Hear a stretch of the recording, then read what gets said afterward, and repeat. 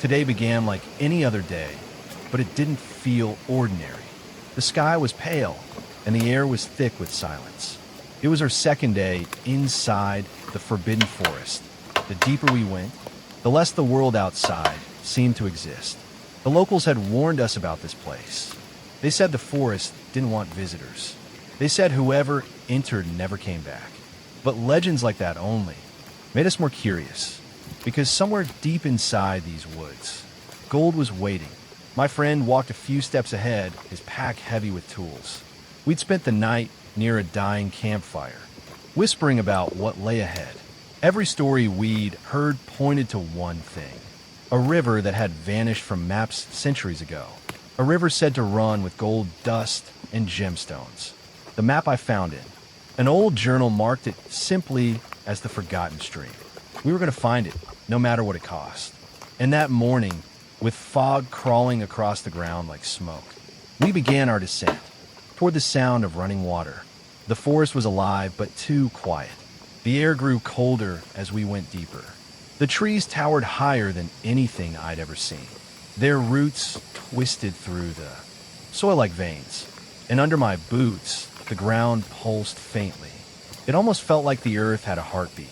I didn't tell my friend that. He already looked uneasy, but every step forward drew us closer to something unseen. A whisper of water echoed through the mist.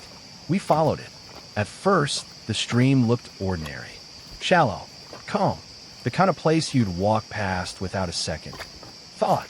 But when the sunlight pierced through the canopy, I saw it.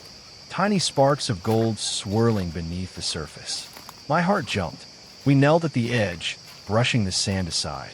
It was an illusion. There was gold here. Real, solid gold. I scooped a handful of water and let it run through my fingers. The sunlight caught the flakes, scattering light in every direction.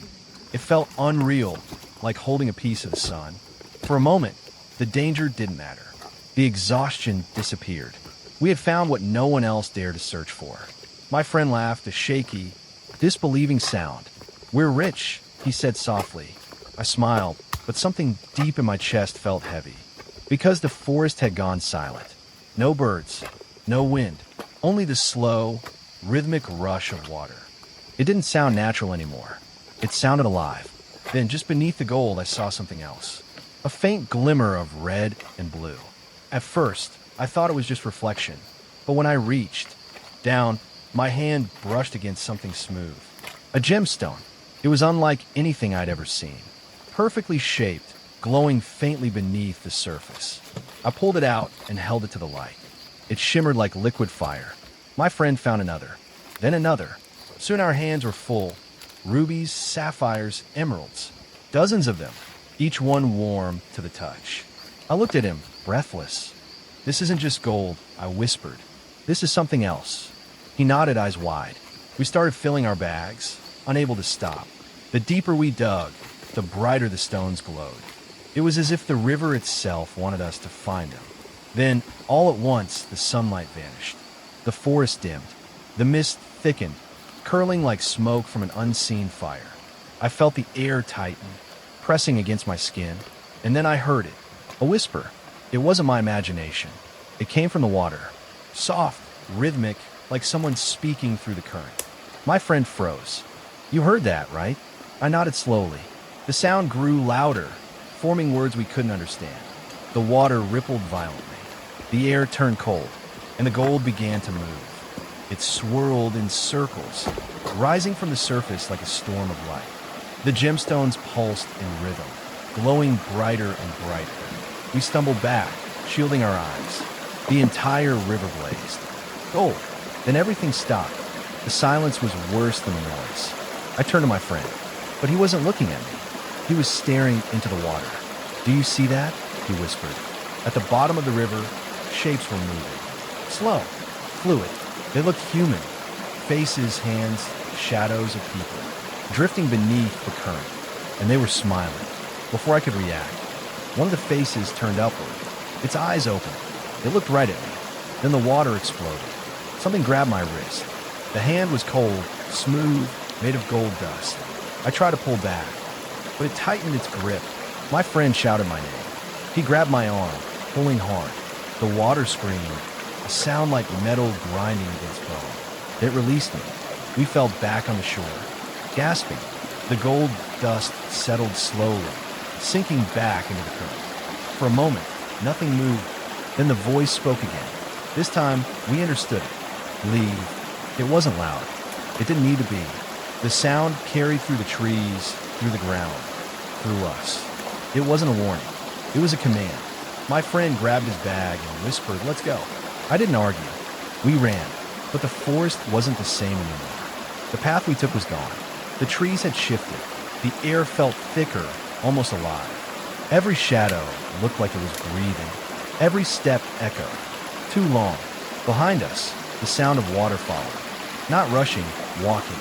Like the river itself was coming closer. And then we saw light. A clearing.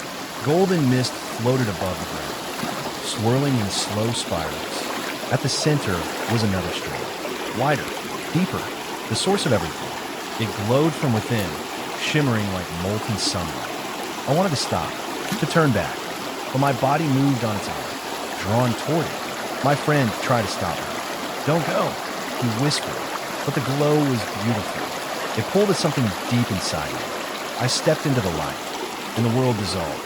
The forest disappeared. The ground vanished. Only gold remained, floating, endless, eternal.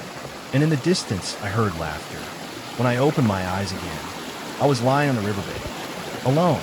My bag was gone. My friend was gone. The water was calm again. The gold settled at the bottom. The air was still, and the forest, once dark and cold, now shimmered faintly with sunlight. Everything felt clean, peaceful, like nothing had ever happened. I stood slowly, dizzy, my body heavy with exhaustion. Something gleamed in the water. I reached down. It was a gemstone, red, perfect, glowing faintly. But when I touched it, it whispered my name. I froze, heart pounding. It was my friend's voice. Soft, calm. I dropped the stone. The water rippled once and went still. The wind brushed my face gently, carrying a faint whisper. It said, "Thank you." I didn't understand. Maybe I never will. But I looked around and realized something. The forest wasn't angry anymore. The air felt lighter. And the river was alive again. I watched as light danced across its surface, flowing through the trees like veins of gold. The mist lifted slowly, revealing a trail ahead. The way out. I picked up one small stone, the last reminder of what we'd found. It glowed faintly in my hand. I slipped it into my pocket and whispered to the forest, "I'll remember." The wind answered softly, "Good." As I left, the sunlight hit the river just right. The water shimmered like it was smiling. And for a moment, I saw my friend's reflection beside mine. Still there, still watching, still part of the forest. Maybe that's how it was meant to be. The forest gave us gold, but took something greater. It gave us truth, and truth always has a price.